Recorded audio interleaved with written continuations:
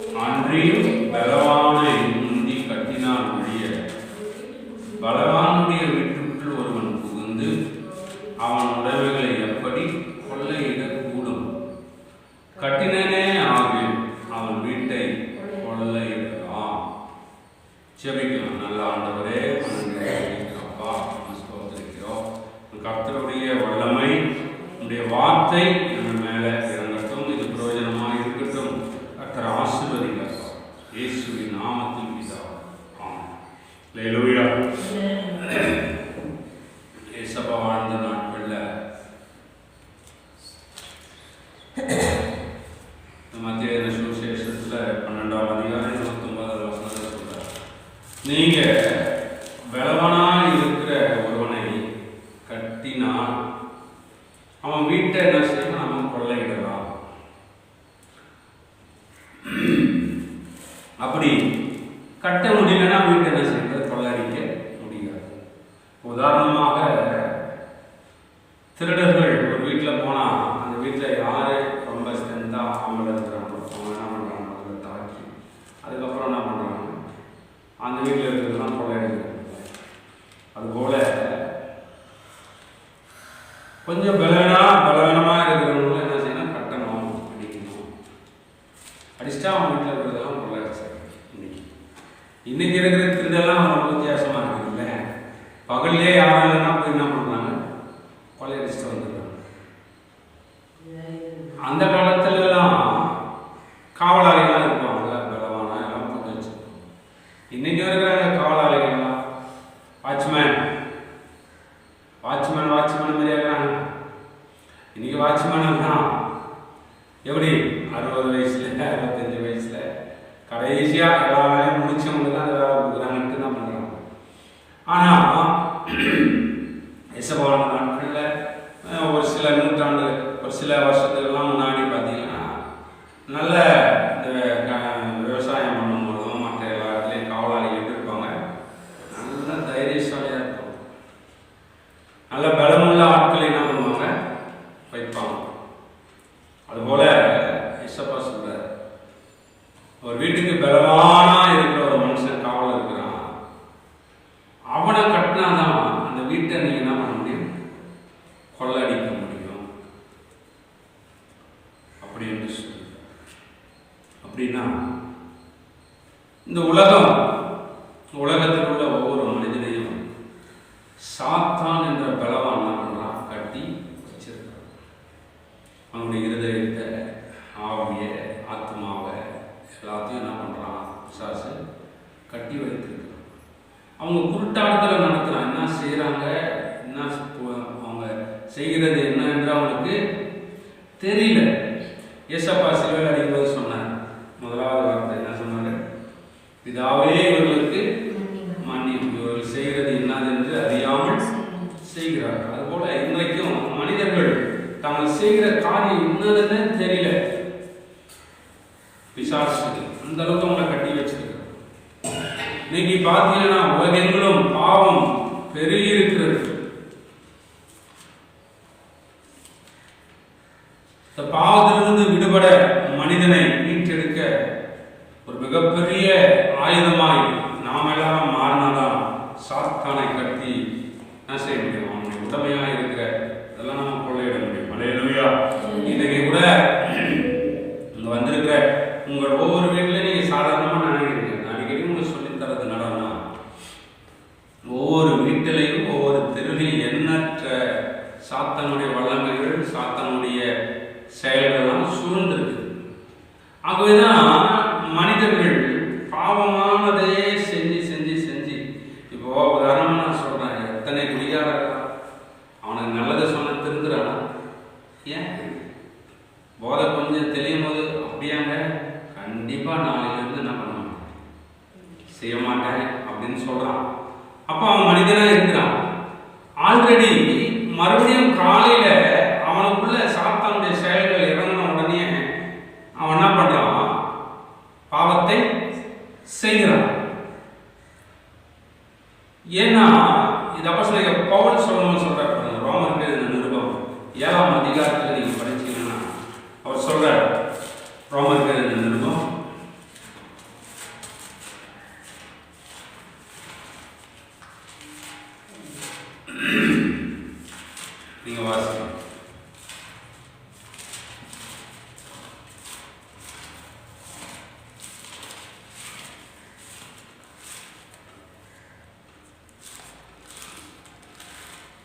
18வது வருஷம் வாசிக்க பார்க்கலாம்.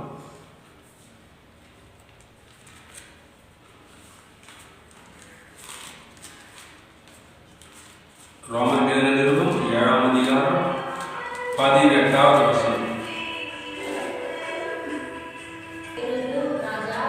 ரோமர் 7ஆம் அதிகாரம் 18ஆம் வசனம். அது எப்படி எனில், அதாவது என் மாம்சத்தில் நன்மை வாசமாய் இருக்கிறது இல்லை என்று நான் அறிந்திருக்கிறேன்.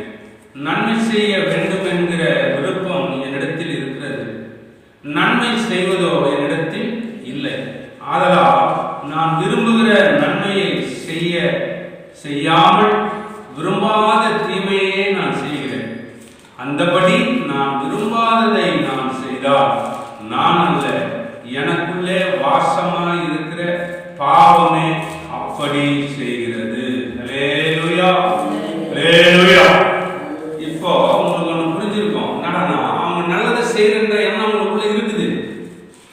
நாம இதெல்லாம் செய்யக்கூடாதுன்ற அவங்களுக்குள்ள சிந்தனைகள் இருக்குது. ஆனாலும் என்னால அவங்களுக்குள்ள வாசமா இருக்கிற பிசாசினுடைய கிரியைகள் இருக்கிறதுனால, பாவம் இருக்கிறதுனால அவங்க விரும்புறத செய்யாதபடிக்கு விரும்பாமல் இருக்கிற ஒரு பாவத்தை மனிதர்கள் செய்கிறார்கள். அல்லேலூயா.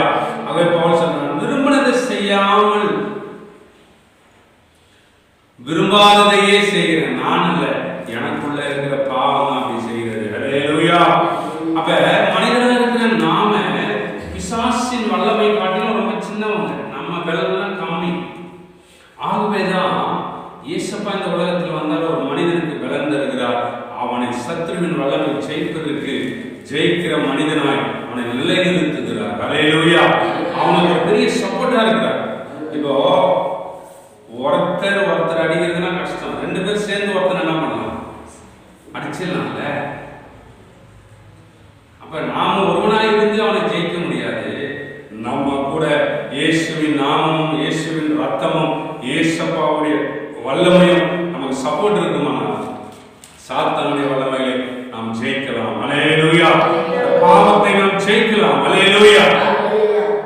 ஆகவேதான் பவுல் சொல்றாரு எபேசியர் 6ஆம் அதிகாரத்துல, உங்க உள்ளான மனுஷன்ல நீங்க எப்படி படுங்க, வல்லமையாய் பலப்படுங்க. என்ன சொல்ற, உள்ளான மனுஷன் 12. கடைசியாக என் சகோதரரே, கர்த்தரிலும் கர்த்தருடைய சத்துவத்திலும் பலப்படுங்க. என்ன சொல்ற, பலப்படுங்கள் என்று சொல்கிறார். ஆகவே நம்ம பலனா இருந்தா நமக்கு எதிராய் வருகிற சத்ருவின் வல்லமையாக இருக்கிற சாத்தானை பலவானை நாம் கட்டுவோம். அல்லேலூயா, அல்லேலூயா. நாம கட்டணும். வீட்டில் இருக்கிற அந்த காலத்தெல்லாம் ஓட அளவுக்கு நம்ம என்ன செய்யணும், கட்டணும். இப்போ உங்க வீட்டில் போயிட்டு நீ என்ன பண்ணணும்னா, முட்டி போட்டு அப்படியே நின்று கையை கடலை தூக்கி இயேசுவின் ரத்தம் ஜெயம், இயேசுவின் ரத்தம் ஜெயம் என்று நீ என்ன பண்ணணும், சொல்லணும், அறிக்கை செய்யணும். அப்ப நாம் கர்த்தரை நாம் எப்பொழுதும் துதிக்கிற பொழுது அவனுடைய செயல்கள் எல்லாம் கட்டப்படும். அல்லேலூயா. அப்ப ஒவ்வொரு வீட்டுல பாத்தீங்கன்னா இன்னைக்கு வியாதி, பலவீனம், போராட்டம், பிரச்சனை, பாவங்கள் இருக்குது என்றால் வீட்டுக்குள்ள யார் இருக்கிறது, பலவான இருக்கிறான். பலவான இருக்கிற சத்ருவின் வல்லமையில் இருக்குது. அப்ப அவனை கட்டி துரத்த வேண்டுமானால் நமக்கு சப்போர்ட்டான வல்லமையும் இயேசுவின் நாமமும் ரத்தமும் நம்ம மேல கர்த்தர் நமக்கு சப்போர்ட்டாக இருக்க நம்ம அவர் இடத்துல என்ன செய்யணும், கேட்கணும், பலப்படணும். என்ன செய்யணும், பலப்படணும். பலப்பட்டா அவனை ஜெயிக்கலாம். அல்லேலூயா. ஜெயிப்பதற்கு நம்ம என்ன செய்யணும், பலனா இருக்கும். இப்போ பிசாசு இருக்கிறன்னா பிசாசை போய் நம்ம மனிதராக இருந்து என்ன செய்ய முடியாது, கட்ட முடியாது. பிசாசை கட்டுங்கன்னா எங்க இருக்கிறான் பிசாசு, அவன் ஆவியா இருக்கு. அவன் நமக்கு கனவுல வந்து காலை பிடிக்குது, நம்மளை வந்து அமுக்குது, இல்லை கையை பிடிச்சி காலை பிடிச்சி இழுக்குது, இல்லை ஒரு சிலர் சத்தத்தை கேட்கறாங்க. கண்ணுல எல்லாம் யாரா பார்த்துக்கிறீங்களா? ஒரு சிலர் சும்மா சொல்லுவாங்க, அப்படியே கருப்பு உருவமா போச்சு, அப்படியே தலையெல்லாம் என்ன பண்ணணும், அவுத்து விட்டுட்டு அப்படியே போச்சு.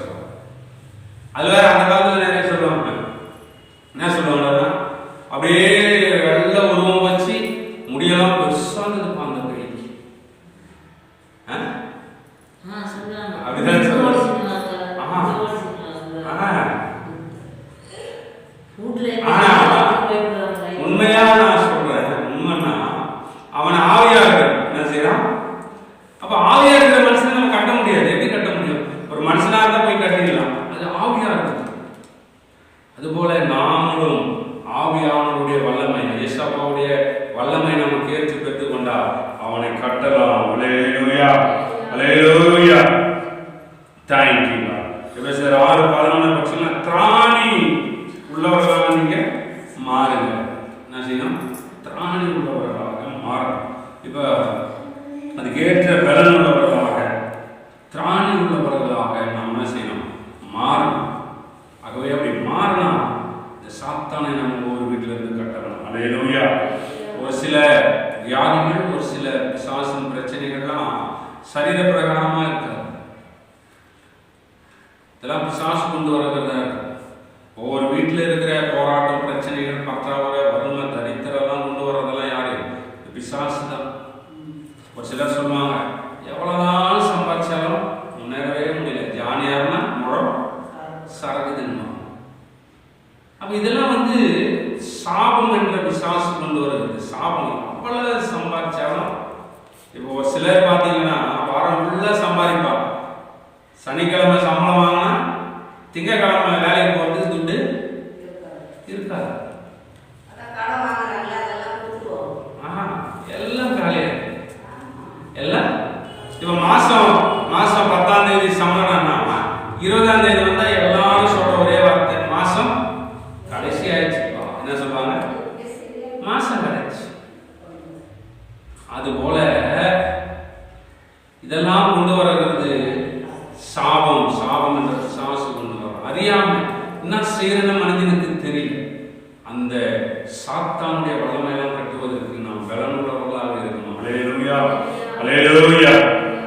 ஏன்னா ஒரு சிலர் இந்த மாம்சத்தால முடிவெடுக்கிறதுனால 1 தீமோத்தேயு 4:8 நீங்க படிச்சீங்கன்னா மாம்ச முயற்சி அற்ப பிரயோஜனம் என்று பவுல் சொல்றார். வாசிங்க 4:8. சரீர முயற்சி அற்ப பிரயோஜனம் உள்ளது, தேவ பக்தியானது இந்த ஜீவனுக்கும் இதற்கு பின்வரும் ஜீவனுக்கும் வாக்குத்தத்தம் உள்ளதாக எல்லாவற்றிலும் பிரயோஜனமாய் உள்ளது. அப்படின்னா மாம்சமான முயற்சி. இன்னைக்கு நிறைய பேர் என்ன பண்றோம்னா, நம்ம இந்த சரீரம் வச்சுக்கினே இப்போ ஒரு பாவம் செய்யணும் போய் திட்டியோ இல்லை ஏதோ செஞ்சு நம்மளே என்ன செய்யறோம்? நம்ம முயற்சி எடுக்கிறோம் மாம்சத்திலே. நம்ம அப்படியே போய் அவங்க புத்தி சொல்றோம். ஒரு சிலர் பார்த்தீங்கன்னா எவ்வளவுதான் சொல்றது, எவ்வளவு சொன்னாலும் என்ன பண்ண மாட்டேங்கிறான், கேட்க மாட்டேங்கிறான். அப்படின்னா அவனும் மாம்சமா இருக்கிறோம், நம்மளும் மாம்சமா இருக்கிறோம். மாம்சம்னா இப்படி சரீரம் பார்க்குற மாதிரி இருக்குல்ல, நம்ம சரீரத்திலே சொல்றோம், நம்மளே சொல்லிக்கிறோம். சொன்னா என்ன பண்ண மாட்டேங்கிறான், கேட்க மாட்டான். இன்னைக்கு நிறைய பேர் சொல்றேன், நானும் 10 வருஷமா சொல்றேன்னு, நானும் 10-15 வருஷமா சொல்லிட்டு இருக்கிறேன், அவன் மாற மாட்டேன். அவன் மனிதனா இருக்கிறான்னு சொல்றேன்னா நீங்களும் மனிதனா தான் இருக்கீங்க. ஆனா அவனுக்குள்ள இருக்கிறது பிசாசின் வல்லமை நிறைஞ்சிருக்குது, அது ஆவியா இருக்குது. நான் மனிதனா சொன்ன ஆவிக்கு எப்படி போவதில்ல. அப்ப நாமளும் கடவுளுடைய வல்லமையை கேட்டு பெற்றுக்கொண்டு அந்த ஆவியில துரத்தினா இயேசுவின் நாமத்துல அந்த ஆவி பேசினா மனுஷன் நல்லா ஆயிடுவான். அல்லேலூயா, அல்லேலூயா. அந்த ஆவிதான் நம்ம மேல இருக்கு. நாங்க நிறைய பேரை கேட்டுக்கிறோம், நிறைய பேரை நாங்க பார்த்துருக்கிறோம், நிறைய பேருக்கு சொல்லியிருக்கிறோம். அவன் சொல்ற ஒரே நான் எவ்வளவுதான் முயற்சி பண்ணி பார்க்கிறேன், என்னால் என்ன செய்ய முடியல, விடவே முடியல. பிசாசு மனசுக்குள்ள உட்காந்து சொல்லிட்டு இருப்பான், தூண்டிட்டு இருப்பான். செய் என்னது செய். ஒரு வீட்டில் ஜபிக்கிறதுக்காக நாங்கள் போயிருந்தோம். அவங்களுடைய மருமகளுக்கு ஒரு பிசாசின் கிரியைகள் இருந்துச்சு. கிட்டத்தட்ட அவங்க ஒரு 15-20 ஏக்கர் பயிர் செய்கிறாங்க. நல்ல விவசாயமான ஆளுங்க, நல்ல மாடாடெல்லாம் நிறைய வச்சிருக்கிறாங்க. அது சொல்லுறாங்க, இங்கே இருந்தால் டெய்லியும் சண்டை போடுறாங்க. ஏதாயிலும் போய் நான் சூசைட் பண்ணிக்கிறேன்னு சொல்லி கையில் எடுத்துக்கிறேன், மாட்டிக்கிறேன். இல்லைன்னா எங்கேயாவது ஓடிக்கிறான், இல்லைன்னா சண்டை பண்ண. அம்மா கிட்ட போனால் தெளிவாக இருக்கிறாங்க, இங்கே வந்தால் இந்த மாதிரி பிரச்சனை வருது. அப்போ அவங்க வீட்டில் ஜெபிக்கிறதுக்காக நாங்கள் போயிருந்தோம். அந்த வீட்டில் போய் ஜபம் பண்ணிட்டு இருந்தோம். ஜபம் அப்படியே சப்பான்னு ஜபம் பண்ணிட்டு இருந்தோம். அவர் சொல்றாரு மாமனார், இந்த பொண்ணே எனக்கு வேணாம், இவன் மேல பிசாசு இருக்குது, அம்மா வீட்டுக்கு போனா நல்லா இருக்குதா, இங்க வந்தா கயிறு எடுத்துக்கிறா, இல்லை எங்கன்னா ஓடி போயிடும். இதே வேலைதான் பண்றான். அவங்க வீட்டுக்காரா வந்து அமைதியா உட்காந்து பையன் ஜோம் பண்ணிக்கிறாங்க. ஜோம் பண்ணினா அவங்க 2 பேரும் ஆல்ரெடி செப்பரேட்டா இருக்கிறாங்க. அவங்க 2 பேரும் செப்பரேட்டா இருக்கிறாங்க. கடவுள் சொன்னார், இவங்க மேல இல்லப்பா, இந்த வீட்டுக்குள்ளேயே தான் விசுவாசம் இருக்குது. அப்புறம் அவரை கூப்பிட்டு வாங்க, யார அவங்க மாமனாரை கூப்பிட்டு ஜெபம் பண்ணா ஆண்டவர் சொன்னார், எனக்கு சொல்லினே இருந்தார். அப்புறம் நான் சொன்னேன், இதே மாதிரி பல வருஷத்துக்கு முன்னாடி நீங்களும் இதே மாதிரி தானே செஞ்சீங்க, உங்க மேல இருந்தது ஆவிதான் இப்ப உங்க சந்ததியா இருக்கிற பேரம்பேத்தி மேலையும் உன்னுடைய சந்ததியா வந்திருக்கிற புள்ள மருமக மேலேயும் இருக்குது. ஆல்ரெடி இவங்க மேல இல்லை, உங்க மேல இல்லை, உங்க தாத்தா பாட்டியில இருந்து என்ன பண்ணுது, இந்த தற்கொலையின் ஆவி இங்க கிரியை செய்து நீங்கள் மனம் திரும்பி இயேசுவை ஏற்றுனீங்கன்னா நீங்க என்ன பண்ணுவீங்க, ரட்சிக்கப்படுவீங்க, நீங்க உங்க குடும்பம் காக்கப்படும் என்று சொன்னேன். ஹல்லேலூயா. அவரில் அப்படியே மனுஷன் வளர்த்து போயிட்டார். என்ன சொல்றப்பா? ஆமா, ஆண்டவர் சொல்றேன் உண்மைதானே. அவர் அப்படியே ஆடிவிட்டாரேப்பா, நான் 18 வயசுல பண்ணதெல்லாம் நீ எப்படி சொல்றேன்னு. நான் எங்க சொல்றேன், ஜெபம் பண்ண கடவுள் சொன்னாரியா? சொன்னேன், உன் மேலதான் பிசாசு இருக்குது, உன் வீட்டுல தான் இருக்குது, உன் மருமகள் என்ன பண்ணாத, நீ வெறுக்காத, இந்த வீட்டுல அனுதினமும் ஜெபம் பண்ணு. ஹல்லேலூயா. ஆண்டவர் வந்து வாசம் செய்கிற இடமா இருந்தா எல்லாம் அந்த காலத்தின் வல்லமையும் கட்டப்படும். ஹல்லேலூயா. ரொம்ப சந்தோஷமா இருக்கு. தொடர்ந்து 10 வாரம் வாங்க ஜெபம் பண்ணுங்க. நான் முடிஞ்சா இந்த பக்கம் வந்தா என்ன பண்றோம், வீட்டுக்கு வந்து ஜெபம் பண்றேன், பக்கத்துல இருக்கிற சர்ச்சுக்கு என்ன பண்ணுங்க போங்க, அப்பதான் உங்க குடும்பம் காட்டப்படும் சொன்னாங்க. அவர் பார்த்துட்டு, ஐயோ என் அண்ணன் வீட்லயே இந்த மாதிரி பிரச்சனை நடக்குது, 4 பேர் அண்ணன் தம்பி அவங்க வீட்டுக்கு கூப்பிட்டு போனாங்க, அவங்க வீட்டுல கூப்பிட்டு அவங்க வீட்டுல ஒரு பிரச்சனை. நான் சொன்னேன் டோட்டல் நான் சொன்னேன், இதெல்லாம் சாபமாய் வருகிற சாத்தானுடைய வஞ்சகம். ஹல்லேலூயா. அவருக்கு ஒரு பிரச்சனை, அவர் பிரச்சனை சொன்னா அவரை எல்லாம் மனம் திரும்பி பக்கத்துல இருக்கிற சர்ச்சுக்கு போங்க. ஹல்லேலூயா. ஏன் சொல்றேன்னா, பலவானாய் இருக்கிறவனுக்கு ஆவிலேயே நீ என்ன செய்யணும், நீ ஆவிலே இருக்கிற சாத்தானை ஆவியோடு போராடும். ஹல்லேலூயா. அதுதான் பவுல் சொன்னார், நீங்க என்ன செய்ய, உள்ளான மனுஷன்ல வல்லமையா பலப்படும், உள்ளான மனுஷன் உங்க ஆத்துமாவை வல்லமையா பலப்படுத்தினா இயேசுவின் நாமத்துல எல்லாத்தையும் ஜெயிக்கலாம். ஹல்லேலூயா. உங்க வீட்டுல இருக்கிற அநேகமா டோட்டலா பாத்தீங்கன்னா இது உள்ளான சர்வே எடுத்து ஒவ்வொரு நாளும் ஜெபிக்கிறப்பெல்லாம் பெரிய பெரிய தடைகள்லாம் வருது. பெரிய பெரிய பிசாசு பெரிய திட்டம் கொடுக்கிறான். ஆனா இந்த பகுதியை வச்சு ஆண்டவர் ஒரு பெரிய திட்டம் கொடுக்கிறார். ஹல்லேலூயா. அவன் திட்டத்தெல்லாம் கர்த்தர் உடைப்பார். ஹல்லேலூயா. ஆகவே ஆவியில போயிட்டு நீங்க என்ன பண்ணுங்க, உங்க வீட்டுல ஜெபம் பண்ணுங்க. ஆவியில போயிட்டு ஜெபம் பண்ணுங்க. நாங்க இப்படி ஆவியா மாறுதுன்னு நினைக்காது. இயேசுப்பா உங்களுக்குள்ள வந்தாருன்னா நீங்க ஆவியாய் நீங்க மாறிங்க. இயேசுப்பா உங்களுக்குள்ள என்ன பண்ணணும், வரணும். வருவதற்கு என்ன பண்ணுங்க, ஜெபம் பண்ணுங்க. உங்க வீட்டுல போயிட்டு எத்தனையோ முறை நீ மனுஷனா சொன்னல, உங்க வீட்டுக்கார திருந்தல, உங்க உள்ள திருந்தல, உங்க போல உங்களுடைய வறுமை தரித்திரம் போல இல்ல, ஒரு வாட்டி கண்ண மூடி உங்க வீட்டுல போயிட்டு, எஸ்ப்பா இந்த பிரச்சனை எப்படியா இருக்குது, இந்த பிரச்சனையெல்லாம் மாற்ற நீங்க வல்லமை தாங்க, கிருபை தாங்கப்பா, இப்படி வல்லமை இந்த இடத்துல இந்த வீட்டுல இறங்கட்டும், இயேசுவே உங்களுடைய ஆவியின் வல்லமை இங்க இறங்கட்டும் என்று சொல்லி நீங்க செபிச்சு வேண்டாம், அந்த இடத்துல ஆண்டவர் இறங்குவார். ஹல்லேலூயா.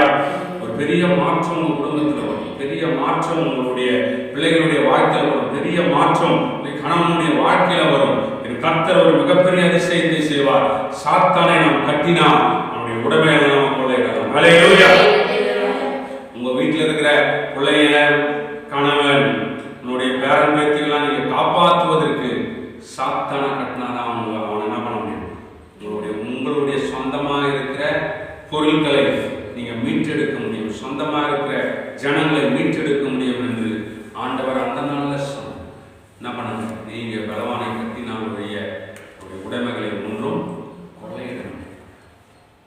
ஆகவே எத்தனையோ நாளுடைய வாயில சொல்லியிருக்கீங்க மனுஷனா, நீங்க ஜபத்தோட வேண்டுதலோட உங்க வீட்டில் இருக்கிற ஒவ்வொருவருக்காக நீங்க ஜபம் பண்ணுங்க. உங்களுக்காக அனுதினமும் நாமளும் செபிக்கிறோம்.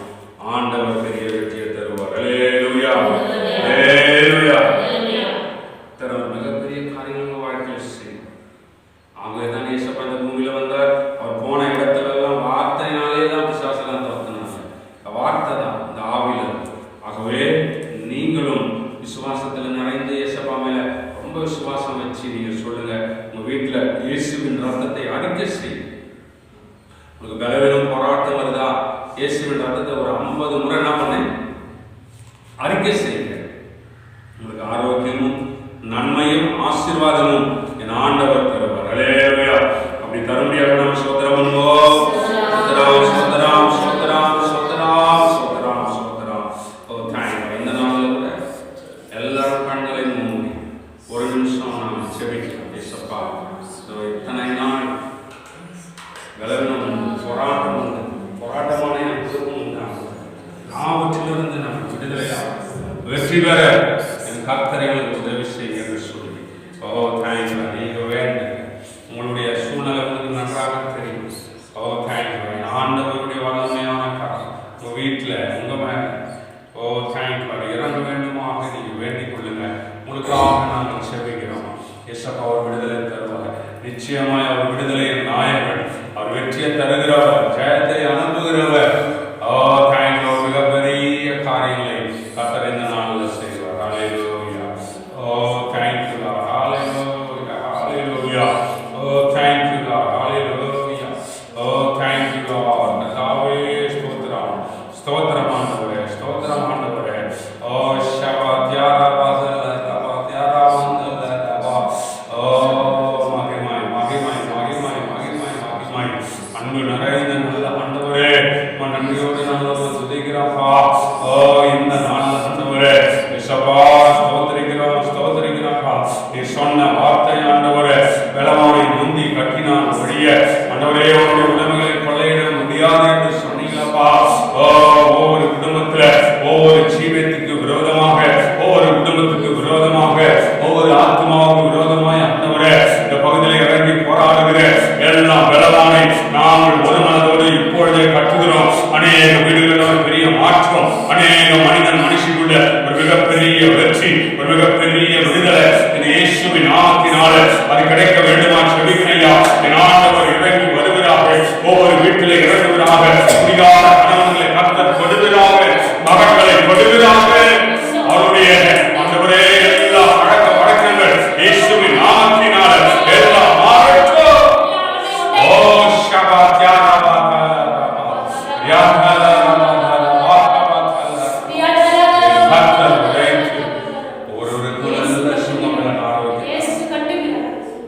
பலவனத்தோடு வந்திருக்கிற ஒவ்வொருவருக்கும் இயேசுவின் நாமத்தினால எல்லா பலவனமும் மாறட்டும்.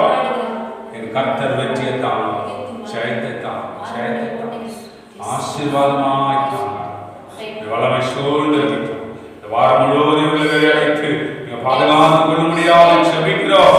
கர்த்தருடைய வல்லமை சூழ்ந்து இருக்கட்டும். ஒரு கால் வைக்கும் போது வீடுகளில் ஒரு மிகப்பெரிய மாற்றம் இந்த வாரம் உண்டாகட்டும். என் கர்த்தர் செய்கிறோம். அந்த அத்தனை பேரையும் கர்த்தர் இயேசுவின் நாமத்தினால நாங்கள் ஆசீர்வதிக்கிறோம். கர்த்தர் ஆசீர்வதித்து நீங்கள் பெருக சமணத்தை இயேசுவின் மூலமாக